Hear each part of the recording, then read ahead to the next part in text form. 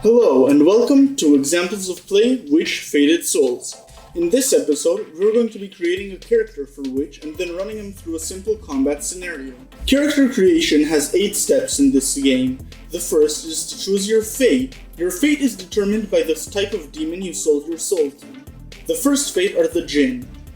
These witches can grant wishes and have all sold their soul to the same entity called the Quiet. In addition to being able to grant wishes, they also get 3 wishes for themselves throughout play. The next fate are the Druids. These have sold their soul to horned beasts, very vicious and territorial demons with animalistic features. Druids are split into 2 types, Fuil and Nadur, with one type controlling elements and the other controlling animals. Both types are pretty martially inclined. The next fate are the Hex, that's H-E-K-S, not H-E-X. These have sold their souls to devils, who delight in tormenting and scaring them. They know that in their afterlife only suffering waits. But they do get a familiar, which no other fate does. The next fate are Liches. Liches have sold their souls to Predademons for immortality in order to have an infinite amount of time to seek knowledge. After Liches come the Sosier. These sell their souls to spirits known as Reynard who deny being demons and enjoy pulling pranks on people. The Sosier, in addition to being pranksters, are also known as good necromancers. The sixth fate are the Seers. Seers are a newly returned fate, their demons having been trapped in the other underworld for centuries. Only recently and for unknown causes they have escaped into the world. The last type of witch are the Yokai. These can change their size and shape to mimic other people. Their demons are the manner and etiquette-loving Oni. So, for this example, I'll go with a Lich. Let's call him Larry. Larry the Lich. The next step is to spend our attribute points. We get 18 attribute points to spend over 8 attributes, with each attribute requiring a minimum of 1 point to be spent on them. The attributes are Intelligence, Wisdom, Perception, Charisma, Manipulation, Dexterity, Strength, and Stamina. That's 3 mental, 2 social, and 3 physical attributes. So now, Larry should look something like this. After spending attributes, you get 20 skill points. These can be spent over 20 skills, but there's a minimum of 0 points required for each skill. That means stuff you don't invest in, you just don't know. After spending points on skills, Larry's character sheet should look something like this.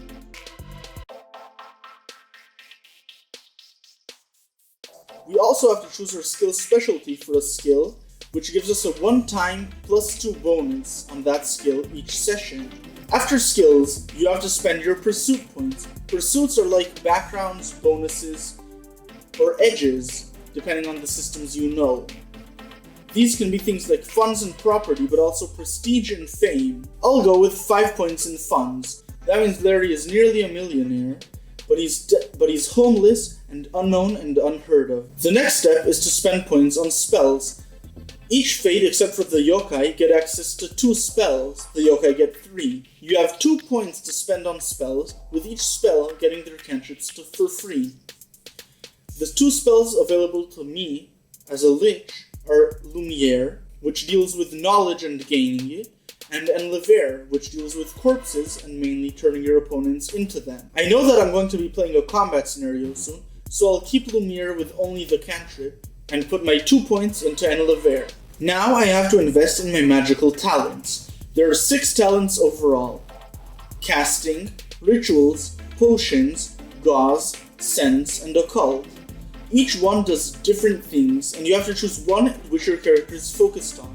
You then get a unique bonus depending on your fate and your focus. I'll go with the casting focus because I know that I'm meant for combat, and I'll put 2 points in Gauze and 2 points in casting. Gauze can be used to manipulate the raw ether of the universe and buff your allies. Next comes freebie points. Freebie points can be spent freely on any stat in your character sheet except for your spell level. I'm going to put +1 on casting, +1 on occult, both of which are talents, therefore cost 4 freebie points per point, and +1 to my dodge rating, which puts me at 10 freebie points total. Now finally come the derived attributes. These are HP and Initiative. HP is divided into wound levels, and with each wound level having its own hit points. There are 4 wound levels that come with 10, 10, 6, and 3 hit points respectively. However, for each point of stamina you have over the first, you get +2, +2, +1, and +0 to each rating. Which puts me at 14, 14, 8, and 3 hit points for my hit point total. Your initiative rating is the higher of your dexterity and perception. That's 2 in Larry's case. So that's it for character creation. Now let's pit Larry against a Reaper. A Reaper is a lesser demon which is born of a demon father and mortal mother who dies during childbirth. Once again, I've pre-rolled everything to save time, so you'll have to trust me. First we roll initiative. That's 2d10 plus the character's initiative rating. Larry gets a total of 4. Yeah, that's right, I rolled a double 1. And the Reaper gets a total of 12 on his initiative. For his turn, the Reaper will shoot with +5 to his shoot against a combat difficulty of 14, which is 11 plus Larry's dodge. I roll a total of 11, that's 6 plus 5, which is not enough. Larry closes in the distance to the Reaper and casts Rigor Mortis, that's meant to paralyze his foe. In order to cast Rigor Mortis, you need to touch the flesh of your enemy. I have +4 because I'm spell level 1 with casting of 3, and I botch only on a natural 2 on my 2d10. I roll an 18. According to the chart in the book, that means that my enemy is paralyzed for 5 rounds. So, during 5 free rounds, Larry decides to shoot straight at the Reaper. I believe that any sane GM won't even require combat rolls in this case, and I just flat out rolled for a total of 20 damage to the Reaper. So 20 damage will put the Reaper down 2 wound levels from uninjured to mauled, and gives him a +2 difficulty for all of his actions. Now the Reaper uses a stronger attack, his Scythe attack along with Demon Tricks. The Scythe attack hits. Demon Trick means that in addition to rolling 2d10, he can roll 2d20 and use whichever result he prefers. In addition, after that he rolls a 1d6. On a result of a 5 or a 6, he can continue using his Demon Tricks. That's pretty powerful. Let's see how that works for him. So yeah, he rolled a 19 total to hit, which passes Larry's combat difficulty of 14. The Demon Tricks die rolls a 6, which means that he gets to keep his Demon Tricks. Luckily, that's only 4 damage to Larry. Doesn't even put him down 1 wound level. Now Larry will cast Desiccate. Desiccate is the second canto of Enlever, as opposed to Rigor Mortis, which is the first canto. So I have +4 to cast, my difficulty is 13, because this is canto 2, and I botch on a natural 2. I roll a 17, which means that I hit. That's 7 damage, the Reaper is mauled now. He now rolls a 16, which is a miss, because he gets +3 to his difficulty, making Larry's combat difficulty 17. Larry will cast Desiccate again. This time he botches on a 2 or a 3. He rolls a 12, which is not enough to cast the spell, which has a difficulty of 13. The Reaper will once again attack with his Scythe, this time rolling a total of 18, that's 13 plus 5, and dealing 5 damage. Still not enough to bring me 1 wound level under. Larry will cast Desiccate a 3rd time. I botch on a natural 2 to a natural 5, as this is the 3rd casting. I roll a 19 and I hit.